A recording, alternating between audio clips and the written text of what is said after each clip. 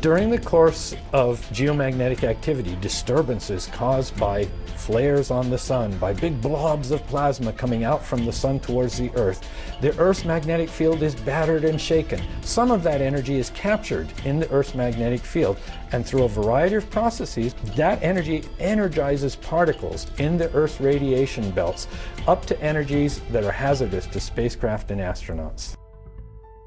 The Radiation Belt Storm Probes mission is NASA's mission to study the Earth's Van Allen radiation belts, two invisible regions of highly charged particles in space that surround the Earth. Each of the two RBSP spacecraft carries 5 instrument suites and a total of 8 instruments. The two spacecraft are identical. The region of space that we're talking about, where the Radiation Belt Storm Probe spacecraft will go, is one that's occupied by communication spacecraft, by weather spacecraft, by all sorts of spacecraft that you use on a daily basis. There are two Van Allen radiation belts. The one closer to Earth, about 1,000 miles up above the Earth's equator, contains highly charged protons that are trapped there for years and years. The further out radiation belt, the outer radiation belt, at about 1/12 of the distance to the Moon, contains a mixture of energetic electrons and energetic ions. Both of them are hazardous, but hazardous in different ways and at different times. They're always changing, waxing and waning, increasing and decreasing in strength. We don't understand why.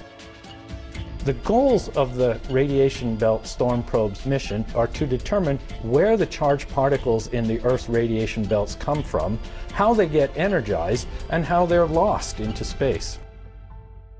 The first use for the data from the mission will be by scientists who attempt to understand the physical processes that are occurring in the radiation belts. They'll use those data to develop models for space weather in the Earth's environment, the hazardous features that surround us. However, the data can also be used by engineers to better design spacecraft. For example, if you know how much radiation is out there, you know how thick to shield your spacecraft with walls of metal.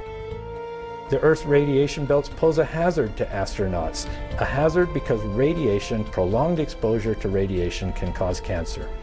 What we want to do is understand just how much radiation is out there and just where it is, and we can warn astronauts when to be inside and outside their spacecraft.